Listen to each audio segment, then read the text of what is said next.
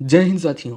स्वागत करते हैं आपका अपने चैनल स्टडी विद सिंघम पर। तो जैसा कि आपको बता दें, हमारी टेस्ट सीरीज शुरू हो रही है, शुरू हो चुकी है। हालांकि ये 1 सितंबर से हमने स्टार्ट किया है ये टेस्ट सीरीज, और प्रति दूसरे दिन हम ये टेस्ट सीरीज अपलोड करते हैं। चूँकि इसका पीडीएफ हमने लिंक कर दिया, तो आपके लिए बेहतर यही होगी, पहले पीडीएफ निकालें, आप प्रिंट आउट उसका निकाल लीजिए। फिर जब हम डिस्कशन करें तो उसके साथ ही साथ आप उसको फिल करते जाइए और उसी में पीडीएफ पर ही लिखिए। इससे ये होगा कि आपकी मेमोरी जो है वो ज़्यादा स्ट्रांग होगी। तो शुरू करते हैं। जैसा कि आप देख रहे हैं इसमें कि दरोगा, लेखपाल, वीडियो, टीटी हमने सबका इसमें डाल दिया है। तो इसलिए इसका डाला है क्योंकि हिंदी अगर किसी भी एग्जाम में आ रहा है, ठीक, चाहे जो भी परीक्षा हो, अगर उसमें हिंदी का सिलेबस दिया है, तो हिंदी मतलब कि अगर दरोगा है, लेखपाल है, वीडियो है, टीटी है या पीटी है, इनमें अगर हिंदी आती है, ठीक, तो इनके अलग अलग एग्जामिनर होते हैं जो पेपर सेट करते हैं। तो अगर मान लीजिए संज्ञा से पेपर उठाना है, ठीक, क्वेश्चन उठाना है पेपर के लिए, तो दरोगा का अगर सेटर होगा, तो पेपर सेटअप करने वाला होगा, तो वो क्या करेगा, संज्ञा से क्या, संज्ञा के कितने भेद हैं ये पूछेगा, ठीक। और संज्ञा के जैसे 5 भेद होते हैं संज्ञा के, तो दरोगा में अगर आया तो उसने एक भेद उठा लिया पहला, वो क्वेश्चन में डाल दिया। लेखपाल वाले के मन में आया कि चलो हम दूसरा डाल देते हैं इसमें, वीडियो वाले के मन में आया कि चलो तीसरा डाल देते हैं। इसलिए ये होगा कि जो भी एग्जाम है, हमारे कहने का मतलब ये है कि जो भी एग्जाम्स हैं और उनमें अगर हिंदी आती है, तो आपको हिंदी पढ़ना है, ना कि एग्जाम की वजह से पढ़ना है। हिंदी में कितने क्वेश्चन किस टॉपिक से बन सकते हैं, ये आपको पढ़ना है। हम कुल मिलाकर यही कहना चाहते हैं कि हमने इसलिए बनाया है क्योंकि आप ये ना सोचिए कि नहीं, चलो हम दरोगा की तैयारी नहीं करते तो हमारे लिए इंपॉर्टेंट नहीं है, हम लेखपाल की करते हैं तो हमारे लिए इंपॉर्टेंट है, या हम वीडियो की नहीं करते तो इंपॉर्टेंट नहीं है। तो इसलिए आपके लिए इंपॉर्टेंट है, चाहे लेखपाल की करें, दरोगा की करें, टीटी की करें, वीडियो की करें, पीईटी की करें, एसएससी जीडी की करें, चाहे जिसकी करें, आपके लिए ये इंपॉर्टेंट है क्योंकि आपके सिलेबस में हिंदी है। तो शुरू करते हैं। तो जैसे कि इसमें है पहला क्वेश्चन, निम्नलिखित में से कौन सा पदबंध का भेद नहीं है। तो पदबंध पहली बात होता क्या है, ठीक। तो जो डॉक्टर हरदेव बाहरी हैं, जो हमारे हिंदी विशेषज्ञ हैं, तो उनके अनुसार पदबंध की परिभाषा इस प्रकार है कि वाक्य के उस भाग को जिसमें एक से अधिक परस्पर, मतलब एक से अधिक परस्पर पद संबंध होकर अर्थ देते हों लेकिन पूरा अर्थ न देते हों, तो पदबंध कहलाते हैं या वाक्यांश कहलाते हैं। जैसे कैसे कि वाक्य लिखा है क्या, सबसे तेज दौड़ने वाला छात्र, तो सबसे तेज दौड़ने वाला छात्र जीत गया, ठीक। तो इसमें देखिए कितने हैं शब्द, सबसे तेज 2, दौड़ने वाला 3, 4 और ये 5 शब्द हैं। चूंकि ये वाक्य में प्रयोग किए गए हैं तो इनको कहते हैं पद। इन सभी शब्दों को यहाँ पर कहेंगे पद, ठीक। तो ये पद है और ये क्या है, ये परस्पर संबंध है और एक अर्थ देते हैं, लेकिन ये पूरा अर्थ नहीं देते। जैसे क्या पढ़िए, सबसे तेज दौड़ने वाला छात्र, तो मतलब क्या छात्र, आगे कुछ होना चाहिए ना, हारा या जीता या गिर गया या मर गया, कुछ तो होना चाहिए। फिर आगे दिया है जीत गया, तो ये पदबंध है। कौन सा पदबंध है। अब पदबंध की विशेषता है कि पदबंध 5 प्रकार के होते हैं। संज्ञा पदबंध, सर्वनाम पदबंध, क्रिया पदबंध, विशेषण पदबंध और क्रिया विशेषण पदबंध। चूंकि यहाँ छात्र की विशेषता बता रहा है, तो छात्र के बारे में ये सब पदबंध यूज किए गए हैं, तो ये छात्र है संज्ञा, तो ये संज्ञा पदबंध है। आपका, हमें लगता है कि उम्मीद है कि आपको समझ में आ गया होगा हम क्या कहना चाहते हैं। तो पदबंध क्या है कि पदबंध शब्दों का वह समूह है जो वाक्य में प्रयोग होता है, ठीक, और एक से अधिक पद परस्पर संबद्ध होते हैं, लेकिन और एक अर्थ देते हैं लेकिन पूरा अर्थ नहीं देते हैं। ये डिपेंड है दूसरे वाक्य पे, तो इसीलिए इनको कहते हैं पदबंध। तो पदबंध 5 प्रकार के होते हैं, संज्ञा पदबंध, सर्वनाम पदबंध, विशेषण पदबंध, क्रिया पदबंध और क्रिया विशेषण पदबंध। तो इसमें से कौन सा पदबंध नहीं है, तो पदबंध का भेद कौन सा नहीं है, संज्ञा होता है, ठीक, संज्ञा होता है, विशेषण होता है, क्रिया भी होता है, तो ये जो अव्यय पदबंध है ये नहीं है, ठीक, ये पदबंध का भेद नहीं है। तो आंसर इसका हो जाएगा, इसका आंसर होगा क्या, बी, अव्यय पदबंध। अगला क्वेश्चन देखते हैं कि अब पढ़कर क्या होगा। इस वाक्य में कौन सी क्रिया है, कि अब पढ़कर क्या होगा, इस वाक्य में कौन सी क्रिया है। तो कौन सी क्रिया इसमें देखते हैं कि अब पढ़कर होगा क्या, तो ये है पूर्वकालिक, क्योंकि पहले पढ़ लिया, ठीक, पढ़ लिया, अब सोचने की क्या होगा, मतलब पढ़ने से क्या होगा, एक क्रिया पहले हो जाती है, दूसरी का इंतजार करते हैं जिसमें वो कहते हैं पूर्वकालिक क्रिया। तो इसका आंसर हो जाएगा ए। दूसरा क्वेश्चन देखते हैं कि चूड़ी अच्छी थी, इसमें कौन सी क्रिया है। तो चूड़ी अच्छी थी, मतलब चूड़ी थी कैसी थी, मतलब अच्छी थी, तो अच्छी तो विशेषता हो गई, ठीक। तो जैसे हो जाएगा, हम कह रहे कि अच्छी चूड़ियाँ, तो एक अधूरा वाक्य है, ठीक, मतलब क्रिया तो है, विशेषण भी है इसमें, तो चूड़ी भी है, संज्ञा भी है, तो चूड़ियाँ की विशेषता बता रहा है जो, वो तो अच्छी हो गया, ठीक। लेकिन इस वाक्य को जो पूरा कर रहा है, मतलब क्रिया जो पूर्ण रूप से आ रही है, तो थी, तो इसीलिए ये हो जाती है योजक क्रिया। अगला क्वेश्चन देखते हैं कि निम्नलिखित में से किस वाक्य में अकर्मक क्रिया है। तो किस वाक्य में अकर्मक क्रिया है, अकर्मक क्रिया का क्या अर्थ होता है, मतलब कि किसे अकर्मक क्रिया कहते हैं, इसके बारे में हम पहले आप जानते हैं।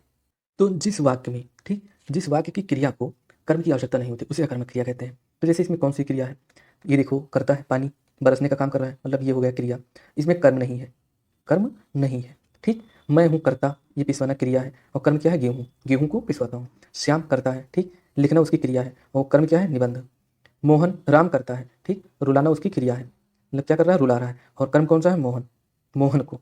जैसे इसमें तो विभक्ति लगी तो आप आसानी से पहचान जाते हैं, लेकिन इन दो वाक्यों में विभक्ति नहीं लगी है, तो इसमें कैसे पहचानेंगे। तो कर्ता कर्म क्रिया, ये सेंटेंस का वो होता है, स्ट्रक्चर होता है। तो किसी भी वाक्य का ये मतलब नियम होता है कि पहले कर्ता होगा, हिंदी में कर्ता होगा, फिर होगा कर्म, और फिर होगी क्रिया। तो इसमें कौन सा है, पानी बरस रहा है। दूसरी चीज़ ये आपको ध्यान रखना है कि जो क्रिया होती है, मतलब क्रिया का फल, मतलब क्रिया का जो बल होता है वो कर्ता पर डायरेक्ट पड़ता है, जिसमें जिसमें क्रिया का जो असर है कर्ता पे डायरेक्ट हो रहा है।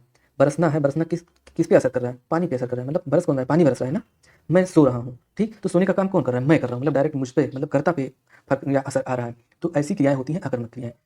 बाकी आपको पहचानने का एक जो सुपर तरीका है वो मैं बता दूं कि जो होता है नेचुरल क्रियाएं, जो भी होती हैं, जो भी नेचुरल क्रियाएं, प्राकृतिक क्रियाएं होती हैं, उनको आप आकर्मक क्रिया में काउंट कर सकते हैं। जैसे सोना, खाना, दौड़ना, भागना, जगना, रोना, ये सब आकर्मक क्रियाएं हैं। तो इसका आंसर हो जाएगा ए, पानी बरस रहा है, यह है आकर्मक क्रिया। बाकी ये सब सकर्मक क्रिया के उदाहरण है। अगला क्वेश्चन देखते हैं कि अनुमान का विशेषण क्या होगा। तो अनुमान का विशेषण क्या होगा? अनुमान का विशेषण देखिए, इसमें दिया है अनुमानित, जो कि नहीं होता है, अनुमोदित भी नहीं होता है, ये अनुमोदन का विशेषण है। अनुमित और अनुमानित ये दोनों इसके विशेषण होते हैं। अब आपको प्रायोरिटी देनी है कि कब प्रायोरिटी देनी। तो मेन चीज़ है कि अगर दोनों ऑप्शन में दिए गए हैं तो प्रायोरिटी अनुमानित को दिया जाएगा, अगर ये ऑप्शन में नहीं है अनुमानित तो अनुमित को प्रायोरिटी दिया जाएगा। मतलब इसका क्या होगा? अनुमान का विशेषण, विशेषण तो दोनों होते हैं लेकिन प्रायोरिटी किसको, इसमें किसको दिया गया? अनुमानित को। जैसे कहते नहीं है कि 16,000 करोड़ रुपए अनुमानित है इस कार्यक्रम की, जो भी बजट पेश होता है तो अनुमानित बजट पेश होता है कि इतना लगेगा लगभग, तो वही है अनुमान का अनुमानित विशेषण हो जाएगा। अगला क्वेश्चन देखते हैं कि उपवाक्य पहचानिए कि वह आदमी जो कल आया था, वह आदमी जो कल आया था आज भी आया है।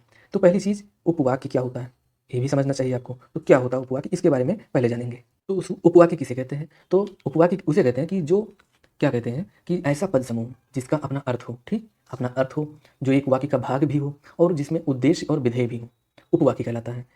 उपवाक्य में कि आरंभ में जो इनका पहचान है कि इसके आरंभ में अधिकतर की, जिससे, ताकि, जो, जितना, ज्यों त्यों, क्योंकि, चूंकि, यदि, यद्यपि, जहाँ तहाँ, ये सब इनके जो की पॉइंट है ये होता है। तो इसमें देखिए वह आदमी जो, तो यानी कि इसमें कौन सा उपवाक्य है? जो कल आया था, वह आदमी जो कल आया था, ये एक उपवाक्य है इसमें।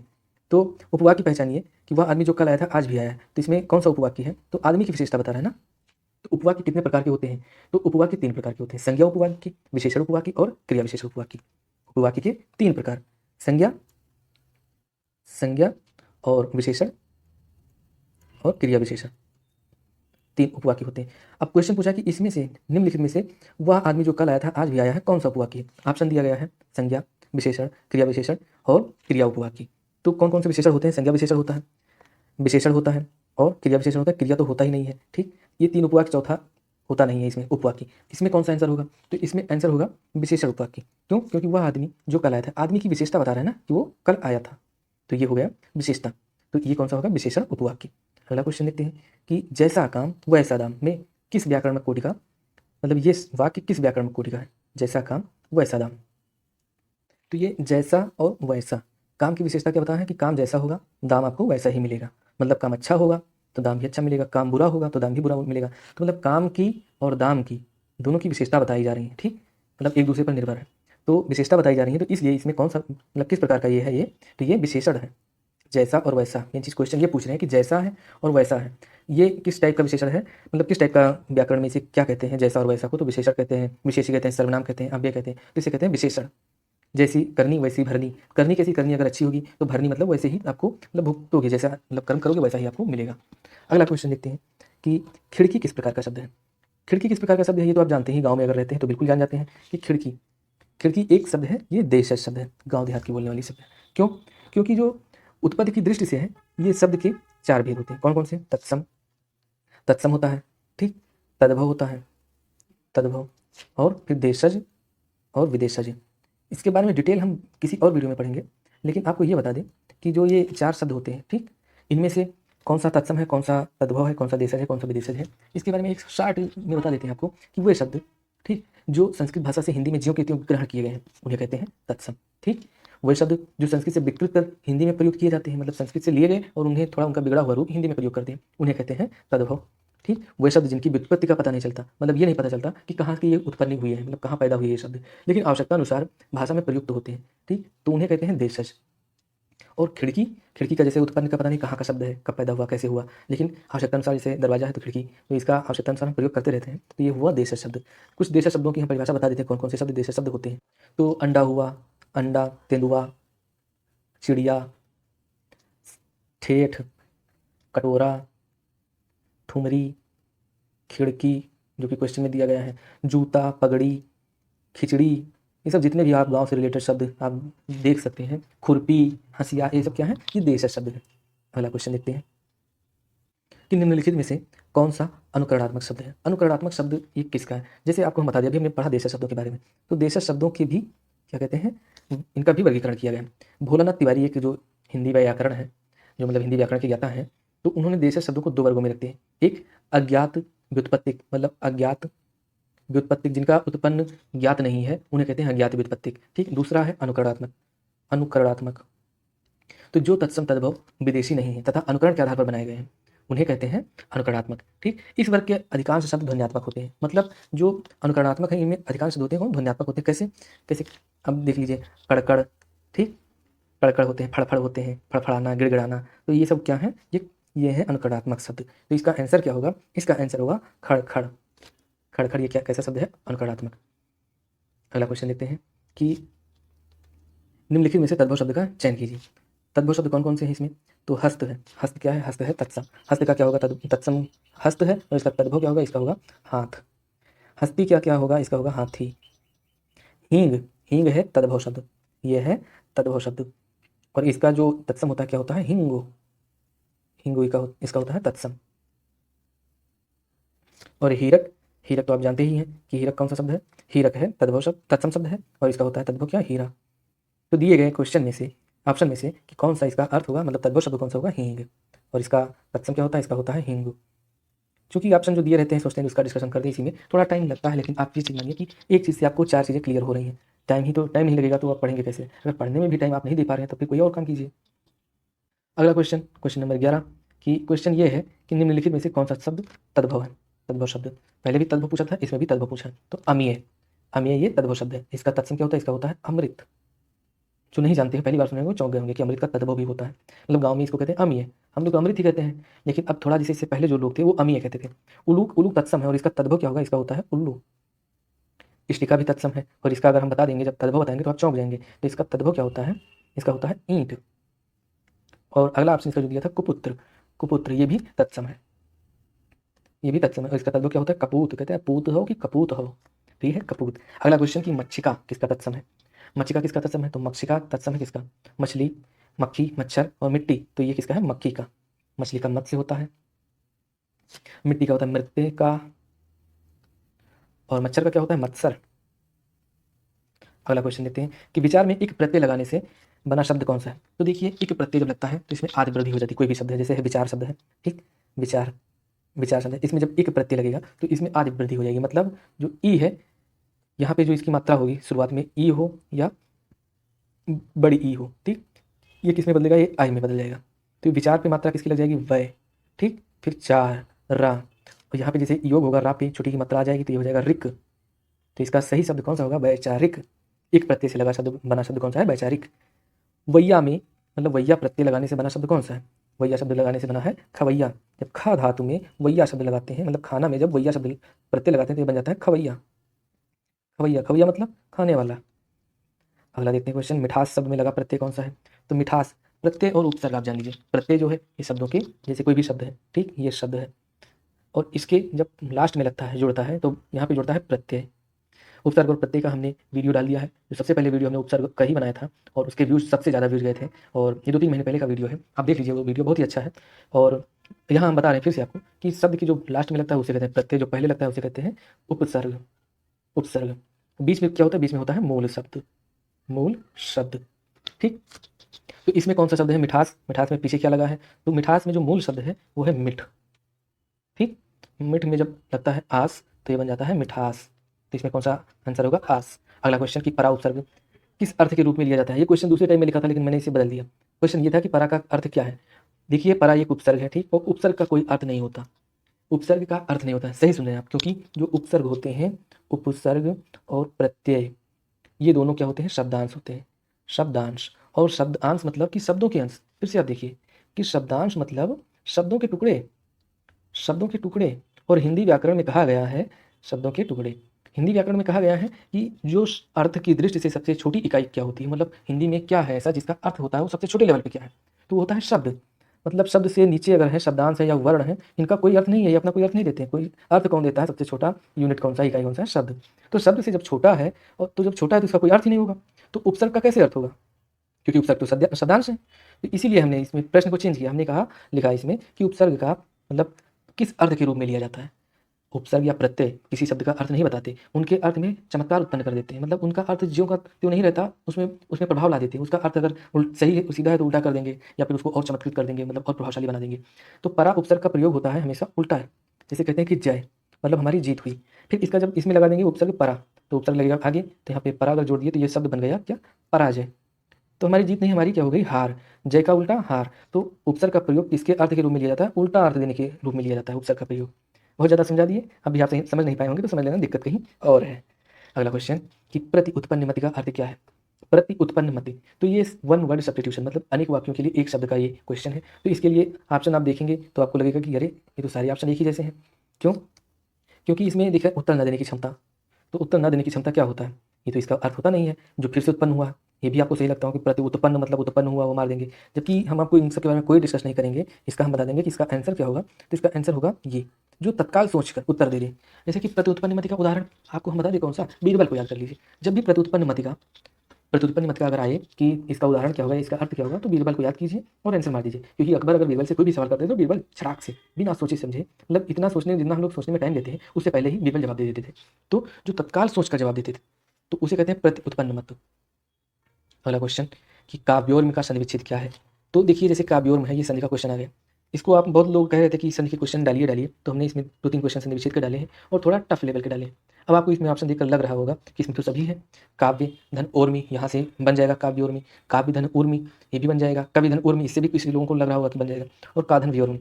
तो देखिए अगर आप संधि नहीं पढ़े हैं तो आप इसका आंसर नहीं मार सकते। ठीक, हाँ, तुक्का आपका बैठ जाए तो वो अलग बात है। इसका आंसर होगा काव्य प्लस ऊर्मी।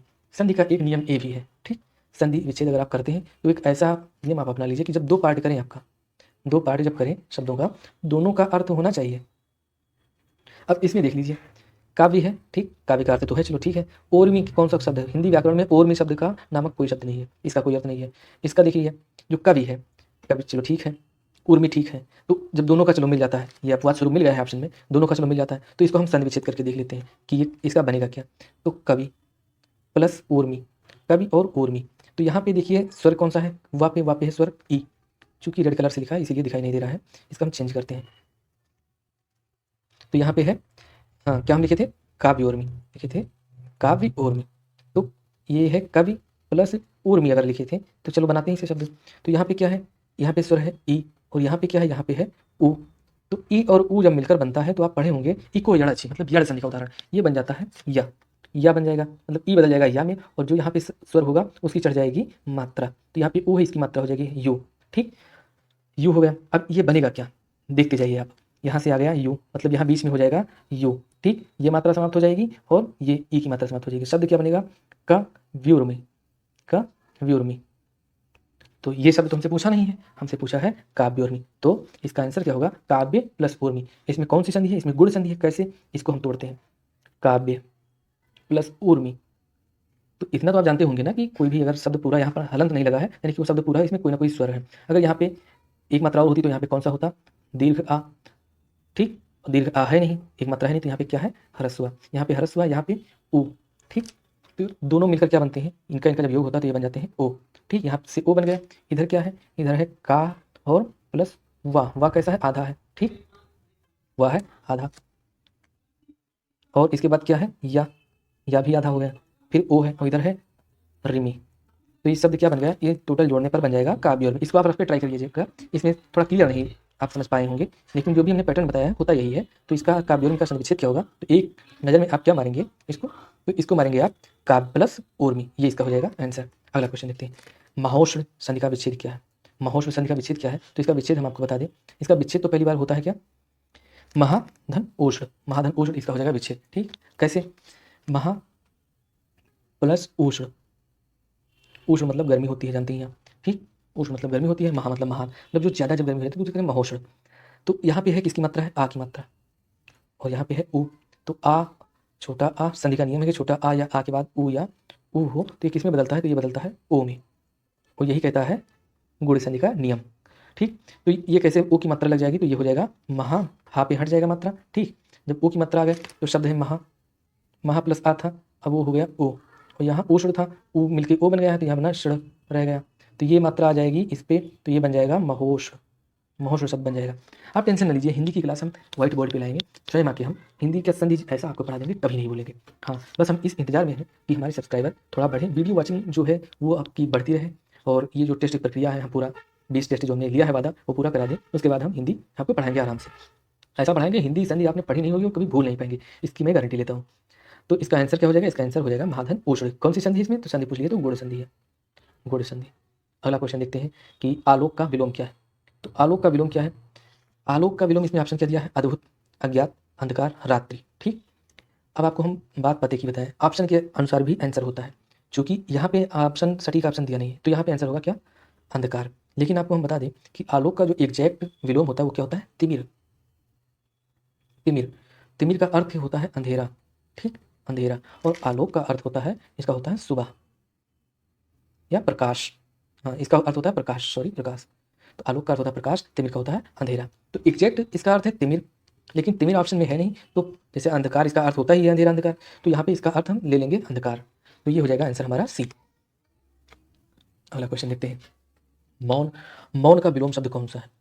मौन मतलब मनमोहन सिंह। देखिए, मौन मतलब मनमोहन सिंह, इनके मतलब हो जाएंगे मनमोहन सिंह। तो मनमोहन सिंह कैसे थे? मनमोहन सिंह बिल्कुल शांत थे। ठीक, मौन मतलब बिल्कुल मुंह बंद करने वाला, कुछ ना बोलने वाला। तो कुछ ना बोलने वाला, एक आपके जन मान लीजिए कि दो दोस्त हैं, एक बहुत ज़्यादा बोलता है, एक कुछ नहीं बोलता है, तो जो सबसे ज़्यादा बोलता है उसे क्या कहते हैं? तो उसे कहते हैं मुखर। जो सबसे ज़्यादा बोलता है, जो मौन है, कुछ नहीं बोलता है, शांत रहता है, तो मौन हो गए मनमोहन सिंह। मनमोहन सिंह। तो मुखर कौन हो गए? मोदी जी हमारे, भाषण पे भाषण दिए जा रहे हैं भाइयों बहनों, तो ये है हमारे मोदी जी। इसका ये तो हमने बता दिया आपको कि आप भूले ना। इसका आंसर क्या होगा? मौन का विलोम होगा मुखर, मौखिक होगा लिखित। मयंक चंद्रमा का पर्यायवाची है, विकार का अर्थ होता है क्या? परिवर्तन। ये आप संधि जब पढ़ेंगे तब हम इसको, इस वर्ड का बहुत यूज होगा, विकार। विकार किसी शब्द में दो वर्णों के योग को उत्पन्न विकार को संधि कहते हैं, तो वहाँ पे हम इसका खूब प्रयोग करेंगे। अगला देखते हैं, काली मिर्च में कौन सा समास है? काली मिर्च, चलो देखते हैं कितने लोग मारते हैं। आपको 5 सेकंड देखते हैं क्या आप मारते हैं। चलिए आप अपने मन में आंसर टिक करिए। ठीक, टिक किया। अब आपने, हम ये बताते हैं कि 90% लोगों ने आप क्या आंसर टिक किया होगा? कर्मधार है। क्यों? क्योंकि कहते हैं मिर्च, मिर्च, और यहाँ लगा है काली, तो ये हो गई मिर्च। ठीक, और ये विशेषता बता रही है मिर्च कैसी है? काली है, तो ये हो जाएगा कर्मधारय। क्योंकि आप लोग सोच के बता रहे होंगे, क्योंकि कर्मधारय में ये है कि विशेषता और विशेषण, मतलब विशेष और विशेषण का प्रयोग होता है। विशेषण से बने शब्दों को कर्मधारय समास कहते हैं। ठीक, उसमें एक दूसरे की विशेषता बताई जाती है। तो यहाँ पे विशेषता तो बता रहा है, चलिए हम मानते हैं आपकी बात को, लेकिन काली मिर्च जो है, काली मिर्च एक पर्टिकुलर अलग है। अब यहाँ से थोड़ा नियम में बदलाव होता है। क्या होता है कि ऐसा शब्द, ठीक, संधि के मतलब समास के अनुसार कोई भी शब्द ऐसा बनता है जो अपना अर्थ ना देकर, स्वयं का अर्थ ना देकर किसी तीसरे की ओर इंडिकेट करे। तो तीसरे की ओर इंडिकेट कहाँ करता है? ये काली मिर्च है, मतलब मिर्चा तो आप खाए हैं। ठीक, तो जो मिर्चा काला होता है क्या आप उसे काली मिर्च बोलते हैं? ऐसा तो है नहीं। काली मिर्च उसे बोलते हैं मसाला टाइप का होता है, दाने नुमा, ध्यान होगा आपको, मसाले टाइप का होता है ऐसे, तो उसे बोलते हैं काली मिर्च। तो आपको ये बता दें, ये तीसरा अर्थ दे रहा है, और तीसरा अर्थ दे रहा है तो तीसरा अर्थ जब इंडिकेट करता है तो वहाँ पर होता है बहुब्रीहि समास। जी हाँ, बिल्कुल, यहाँ पे काली मिर्च में कौन सा समास है? इसमें है बहुब्रीहि समास। काली मिर्च हुआ, लंबोदर हुआ, लंबोदर, उदर मतलब पेट, लंबोदर लंब मतलब लंबा, तो लंबा पेट किसका? लंबा पेट गणेश जी का। देखो ना, जिसका पेट निकल आता है, जिसे कहते हैं तोंद निकल आया, तो उन्हें कहते हैं अरे भैया गणेश जी का, हाँ हम लोग मजाक में कहते हैं, मतलब गणेश जी का पेट लंबा है।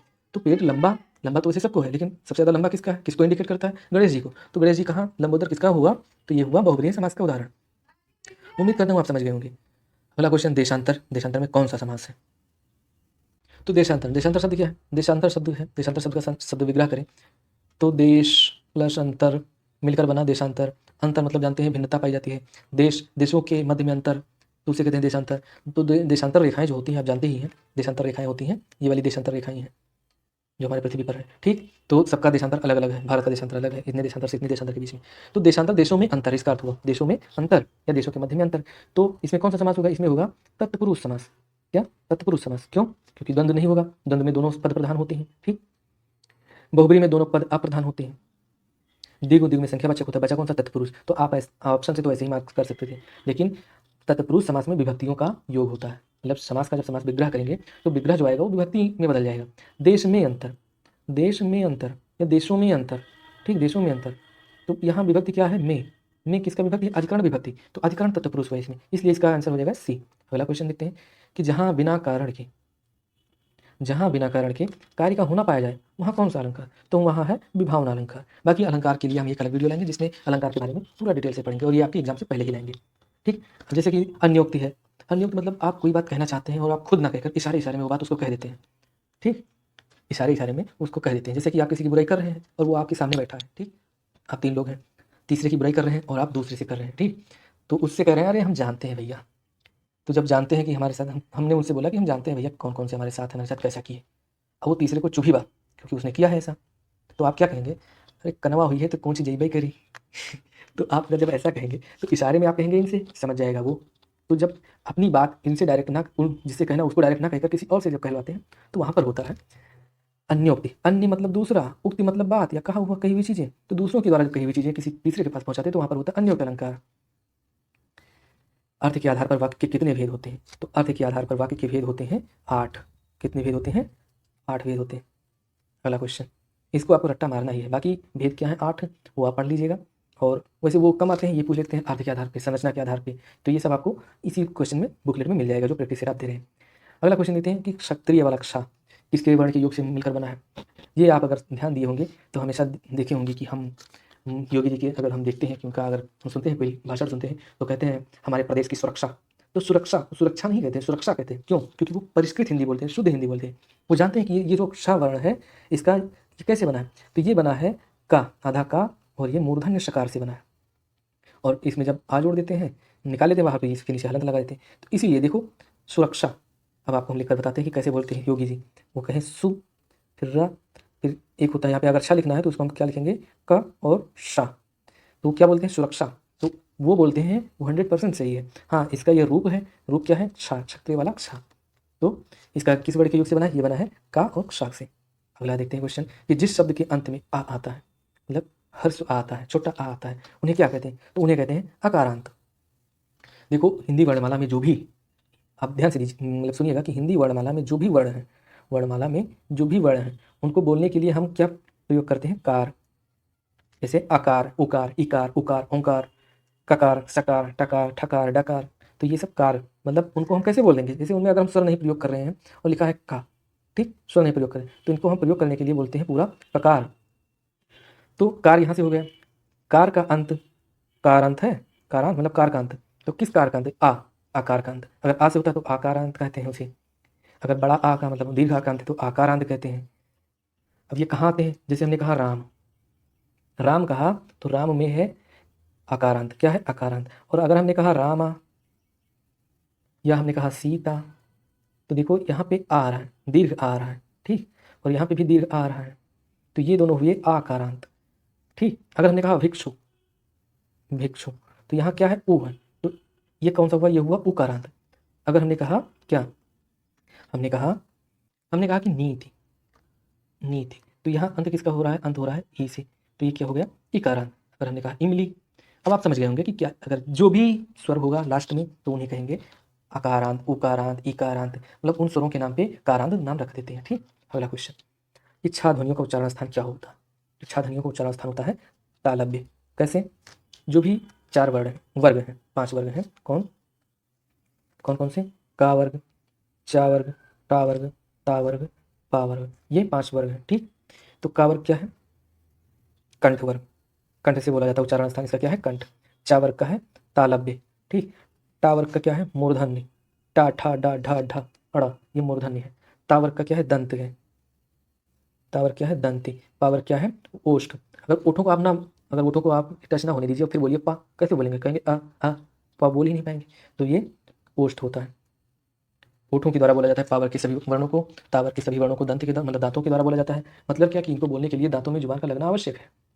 तभी तो एक सा बोलते थे हम लोग, ये वाला सा, ये सा, ठीक, सा से सरौता ये हम बोलते थे। लेकिन इसको जब पढ़ाते थे तो लोग कहते हैं दंती सा, कुछ लोग जान नहीं पाते थे तो करते थे धरती सा। ये धरती सा नहीं है भैया, ये दंती सा, मतलब दंत, दंत से बोलने वाला सकार है ये दंती सा। एक और सा था, एक ये वाला सा था, ये, तो इसको कहते हैं तालव्य शकार, तालव्य शकार। एक और था शकार, पेटचिर्रा शाह, आप लोग बहुत कहे होंगे बचपन में पेटचिर्रा शाह। अगर सीबीएसई बोर्ड से हैं तो कोई बात नहीं, वरना हिंदी मीडियम से थे तो आप इसको पेटचिर्रा शाह, इसको षटकोण बोलते हैं। पेटचिर्रा क्यों कहते थे, क्योंकि इसमें जो ये पेट इसका मानते थे कि ये पेट है, इसको चीर दिया गया है, ये पेटचिर्रा शाह। जबकि इसको क्या कहते हैं, इसका सही नाम है मूर्धन्य शकार। मूर्धन्य षकार। अगला क्वेश्चन देखते हैं कि छंद के कितने भेद होते हैं। तो छंद के भेद होते हैं 3 भेद होते हैं। कौन कौन से होते हैं? तो 3 भेद होते हैं। कौन? वार्णिक छंद, मतलब जो छंद वर्णों को ध्यान में रखकर बनाया जाए, ठीक, जिन शब्दों को पढ़ने से लगता है कि नहीं चलो इनके वर्ण में चमत्कार उत्पन्न होता है, तो उन्हें वार्णिक छंद कहते हैं। दूसरा होता है मात्रिक छंद। मात्रिक छंद मतलब मात्रा पर वो डिपेंड होते हैं, उनका एक संरचना होता है कि 11 मात्राएं या 13 मात्राएं, 14 मात्राएं की, 16 मात्राएं की, 28 मात्राएं की, 24 मात्राएं, इस आधार पे मात्रिक छंद होते हैं। अब आप समझ गए होंगे, आपका माइंड जा रहा होगा, दोहा, रोला, सोरठा, कुंडलिया, ये सब मात्रिक छंद है। अगला है तीसरा जो होता है, ये है मुक्तक छंद। मुक्तक छंद, इसको फिर से हम थोड़ा हाईलाइट कर दें कि क्या है मुक्तक छंद। मुक्तक छंद में ना तो वर्णों को ध्यान में रखा जाता है, ना मात्राओं को, मन में जो आया वो लिख दिया। इसको इनमें जो कविताएं लिखी जाती हैं तो उनमें क्या कहते हैं, पढ़ने में भी अजीब लगता है। अगर आपको ध्यान नहीं आ रहा होगा, आप जरा ध्यान दीजिए कि जो सुमित्रानंदन पंत या सूर्यकांत त्रिपाठी निराला की कविताएं जो आप पढ़ते थे, वो तोड़ती पत्थर, देखा था उस इलाहाबाद के पथ पर, फिर चलते चलते पता नहीं क्या क्या होता है, और होता जाता है कि उसमें लय नहीं मिल रहा है, तो बंदी नहीं हो रही है, लगता है कि अरे चलो पहली लाइन पढ़ेंगे तो हमें लगता है कि हाँ चलो सही है, दूसरी लाइन से पढ़ें चलो मिल गया इसमें, तीसरी लाइन वो पंजाब चली जाती है, चौथी चली जाती है कोलकाता, मतलब उसमें यही बाद में ये मन में आता है पता नहीं क्या लिख के दे दिया। मैं अगर गलत नहीं कह रहा हूँ तो आपने अगर कभी भी छोटे रहे होंगे तो बचपन में कोई भी कविता अगर स्कूल में सुनाए होंगे 15 अगस्त, 2 अक्टूबर या 26 जनवरी को, तो सुमित्रानंदन पंत की कोई कविता नहीं सुनाए होंगे, क्योंकि इसमें कोई आपका रहन ही नहीं बनेगा। रहन मतलब कोई आपकी तुकबंदी ही नहीं होगी। तुकबंदी नहीं होगी तो पढ़ते पढ़ते उसको पढ़ने का तरीका भी अजीब होता है। उसको पढ़ने का क्या कुमार विश्वास जी ने लाया था, वह तोड़ती पत्थर, उसको आप देखना एक बार, वो तोड़ती पत्थर उनकी कविता सर्च करना यूट्यूब पे या गूगल पे, फिर देखना कि कैसी है, उसमें कोई तुकबंदी नहीं है, मतलब वो मुक्तक रूप में लिखा है, मुक्त है वो सब चीज़ों से, मात्राओं से और वर्णों से मुक्त है। तो सुमित्रानंदन पंत, सूर्यकांत त्रिपाठी निराला, इन दोनों मतलब जो है ये मुक्तक छंद का बहुत प्रयोग किया है अपनी कविताओं में। अगला क्वेश्चन और आज का लास्ट क्वेश्चन, चौपाई में प्रत्येक चरण में कितनी मात्राएं होती है? तो ये तो अगर आप ना बता पाएँ तो टेंशन नहीं लेना है, हम और कुछ नहीं करने जा रहे थे, टेंशन नहीं लेना है, क्योंकि चौपाई के प्रत्येक चरण में जो मात्राएं होती है 16 मात्राएं होती हैं। कैसे चौपाई किसी को याद है आपको? मंगल भवन अमंगलहारी, द्रबहुं सुदशरथ अजर बिहारी। तो 1 मिनट आप हमको समय और दीजिए, हम बताते हैं मात्राएं कैसे गिनते हैं। तो जैसे एक चौपाई है कौन सी, जय हनुमान ज्ञान गुण सागर, फिर दूसरी है जय कपीस तिहुँ लोक उजागर। तो इसमें पहले हम देखते हैं जय हनुमान ज्ञान गुण सागर, इसमें मात्राएं कैसे गिनते हैं। तो जा, इस पर कोई मात्रा नहीं है तो इसमें एक मात्रा ये हुई, ठीक, एक ये हुई। जय में एक एक मात्रा है। हनुमान ह और ना पे आप देख रहे होंगे कि ऊ लगा है, तो जो ह्रस्व स्वर है इनकी मात्राएं नहीं गिनते हैं। तो ना पे कौन सी मात्रा, एक मात्रा है। मान, वहाँ पे बड़ा की मात्रा दीर्घ मात्रा लगी है तो इसको 2 गिनेंगे। ना पे एक मात्रा है। ज्ञान को भी 2 मात्राएं गिनेंगे क्योंकि इस पे दीर्घ स्वर लगा है। ना पे एक मात्रा है। गुण को 1 मात्रा गिनेंगे क्योंकि इसमें ह्रस्व स्वर लगा है। गुण सागर, सा को 2 मात्राएं गिनेंगे। तो जैसे 2 मात्राओं का सिंबल ऐसे होता है, ठीक, 1 मात्रा का सिंबल ऐसे होता है, SI। देखिए हनुमान जी की जो हम चौपाई लिखे उसमें भी आपका ये आ गया SI, तो आपको SI बनना है, ये चीज़ आप मतलब ध्यान में बांध लीजिए, गांठ में बांध लीजिए ये चीज़ कि SI आपको बनना ही बनना है। तो मात्राएं गिन लेते हैं। तो मात्राएं कौन कौन सी हो गई? तो मात्राएं हो गई 1 2 3 4, 4 2 6, 6 1 7, 7 2 9, 9 1 10, 10 1 11, 11 1 12, 12 2 14, 14 और 2 16। तो चौपाई है, चौपाई के प्रत्येक चरण में 16 मात्राएं होती हैं। तो दोस्तों ये थे हमारे 30 प्रश्न, चूँकि आप लोग डिमांड कर रहे थे कि क्वेश्चन की मात्राएं बढ़ाई जाएँ, तो क्वेश्चन की मात्राएं बढ़ाने पे टाइम ज़्यादा लगने लगेगा। तो हम ये चाहते हैं कि कम क्वेश्चन है, सुटेबल क्वेश्चन है, और जो आपके क्वेश्चन जो बुकलेट आता है, जो एग्जाम आता है, क्वेश्चन फंसे उसमें। बाकी क्या क्वेश्चन अगर आपको याद है तो चाहे 30 क्वेश्चन एक बार में कर लो, और चाहे मतलब 15-15 2 बार कर लो। मतलब कहने का मतलब चाहे 40 क्वेश्चन के 3 सेट बना लें तो 120 क्वेश्चन हो जाएंगे, चाहे 30-30 के 4 सेट बना लेंगे तो 120 क्वेश्चन हो जाएंगे। चूँकि जो 4 बनाएंगे तो कम समय लगेगा। अब आज हमने क्वेश्चन देखिए, इसका लेवल अच्छा सर ने लिया है, और इनको बनाते हुए देखिए लगभग 47 मिनट का ये वीडियो बन गया। 47 मिनट का लगभग वीडियो बन गया। इसको हम बहुत ज़्यादा अगर हम इसकी स्पीड फास्ट करेंगे तब भी ये 40 मिनट का लगभग रहेगा। तो ये वीडियो अगर आप देखेंगे तो आपके लिए फ़ायदेमंद होगा। और ये माइंड में रखिए, अगर आप किसी चीज़ में इन्वेस्ट नहीं करेंगे तो आपको प्रॉफिट या लॉस होगा कहाँ से? प्रॉफिट करना है तो रिस्क तो लेना पड़ेगा। अगर आपको जानना है, जानकारी लेनी है, तो वीडियो तो देखना पड़ेगा। अब आप ये भी सोचते हैं कि हमारा टाइम भी ना वेस्ट हो, वीडियो भी ना देखें, हमें जानकारी भी पता चल जाए। तो ऐसा भैया आप ये करिए, हिमालय पे चले जाइए और वहीं खोह में कहीं बैठकर राम राम राम राम भजिए। बाकी और हम क्या कह सकते हैं। ठीक है दोस्तों, मिलते हैं आपसे अगले नेक्स्ट वीडियो में और अच्छे क्वेश्चन के साथ। जय हिंद।